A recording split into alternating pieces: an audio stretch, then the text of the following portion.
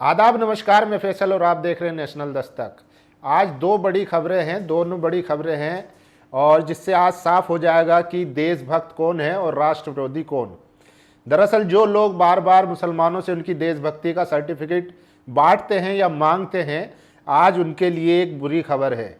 ज्योति मल्होत्रा जो पाकिस्तान के लिए जासूसी करती हुई पकड़ी गई है। पूरा मामला क्या है वो भी बताऊंगा।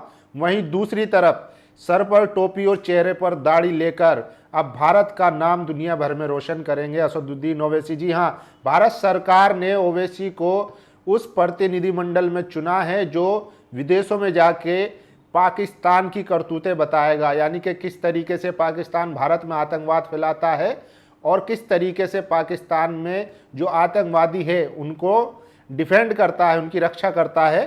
तो पूरी दुनिया में पाकिस्तान का जो है काला चिट्ठा वो पूरी दुनिया को बताएंगे असदुद्दीन ओवैसी। वो खबर भी बताऊंगा, लेकिन उससे पहले ये खबर देखिए जो सबसे ज़रूरी है। जो भक्त कहते हैं कि भारत का मुसलमान कभी भी अपने देश से प्रेम नहीं कर सकता, वो कहीं ना कहीं पाकिस्तान का समर्थन करता है या उसके दिल में कहीं ना कहीं पाकिस्तान के लिए जगह है। अब उनके लिए खबर है, बहुत बुरी खबर है, शायद वो जो है इस खबर को पचा न पाए।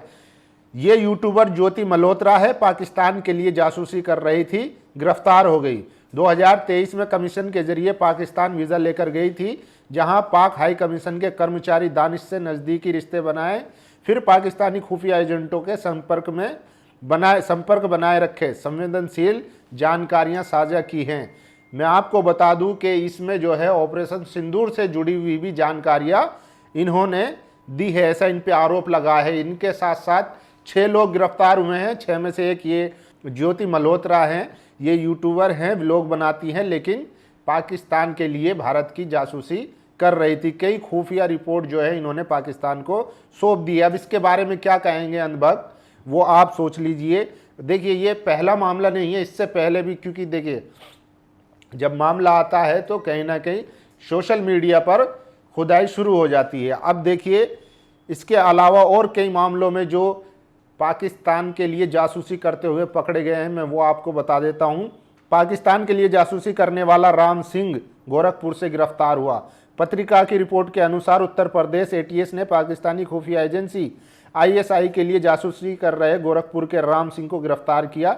राम सिंह भारतीय नौसेना के कर्मचारियों और शिप यार्डों में काम करने वाले प्राइवेट व्यक्तियों को बहला फुसलाकर और उनको धन का लालच देकर संवेदनशील जानकारियां हासिल कर पाकिस्तान को भेज रहा था।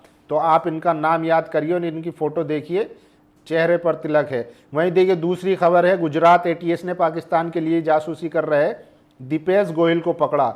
दैनिक जागरण की रिपोर्ट के अनुसार गुजरात एटीएस ने एक गुप्त सूचना के आधार पर देवभूमि द्वारका में एक पाकिस्तानी जासूस दीपेश गोयल को पकड़ लिया। दीपेश गोयल पाकिस्तानी जासूस एजेंसी के लिए काम कर रहा था। दीपेश भारतीय जल सीमा में गश्त करने वाले तटरक्षक जहाज़ों की गतिविधि जानता था और इस गतिविधि की जानकारी पाकिस्तानी खुफिया एजेंसियों को भेजता था। तो इनका नाम दीपेश है।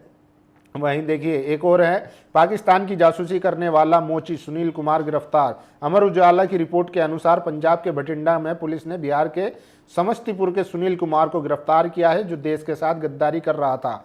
आरोपी भटिंडा सेना कैंप की जानकारी पड़ोसी मुल्क पाकिस्तान को दे रहा था। आरोपी के मोबाइल पर कुछ तस्वीरें भी मिली और पाकिस्तानी लड़की के साथ चैट भी थी। देखिए, इसके अलावा कानपुर से पाकिस्तानी जासूस कुमार विकास गिरफ्तार। दैनिक जागरण की रिपोर्ट के अनुसार ऑर्डिनेंस फैक्ट्री कानपुर के जूनियर वर्कर्स मैनेजर कुमार विकास को एटीएस ने पाकिस्तानी एजेंट नेहा शर्मा को गोपनीय दस्तावेज साझा करने के आरोप में गिरफ्तार किया है। जांच में सामने आया कि आरोपी ने लूडो ऐप के जरिए संवेदनशील जानकारी भेजी, जिसके बदले उसे पैसों का लालच दिया गया था। इससे पहले फिरोजाबाद में भी एक कर्मचारी को जासूसी के आरोप में पकड़ा गया था। और अब ये यूट्यूबर है ज्योति मल्होत्रा, जिन पर आरोप है कि वो भारत की खुफिया सैन्य जानकारी पाकिस्तान को दे रही थी और 2023 से लगातार पाकिस्तान के जो आला अफसर हैं उनके संपर्क में थी। तो अब आप इस पर क्या कहेंगे, जो लगातार राष्ट्रवादी होने का दावा करते हैं और मुसलमान से या और माइनॉरिटी जो है उनसे देशभक्ति का सबूत मांगते हैं या उन्हें देशभक्ति का पाठ पढ़ाते हैं, सर्टिफिकेट बांटते हैं, अब वो इस खबर पर खामोश है, क्योंकि इसमें ज्योति मल्होत्रा है, कोई अब्दुल्ला अहमद नहीं है। एक बात समझ लीजिए कि भारत का मुसलमान जो है बाय चॉइस भारतीय है, ना कि बाय चांस। उसने पाकिस्तान का ऑप्शन मिला था लेकिन उसने पाकिस्तान को ठुकराया और उसने भारत को चुना, और वो मरते दम तक, मरने के बाद भी यहाँ की भारत की मिट्टी में वो दफन हो जाता है। लेकिन कुछ लोग हैं चुनिंदा जो भक्त हैं, जो अपनी राजनीतिक फ़ायदे के लिए, अपने राजनीतिक एजेंडे के लिए मुसलमानों को शिकार बनाते हैं, लगातार उनकी देशभक्ति पर सवाल उठाते हैं। तो उन जैसों को अब जो है असदुद्दीन ओवैसी ने करारा जवाब दिया है।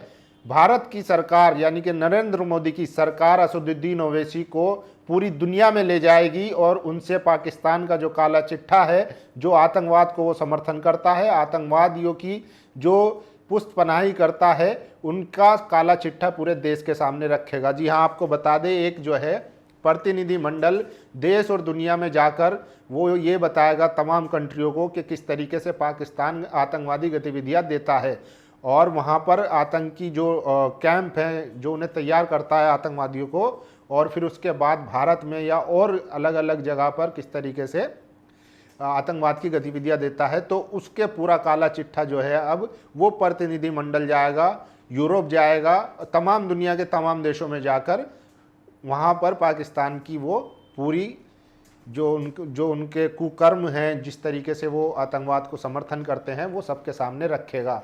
तो उसमें असदुद्दीन ओवैसी का भी नाम है, वो भी जाएंगे। अब देश के लिए आपको याद होगा कि ऑपरेशन सिंदूर के टाइम पे सबसे ज़्यादा अगर मीडिया में कोई बयानबाजी कर रहा था, पाकिस्तान को मुंह तोड़ जवाब दे रहा था, वो असदुद्दीन ओवैसी थे।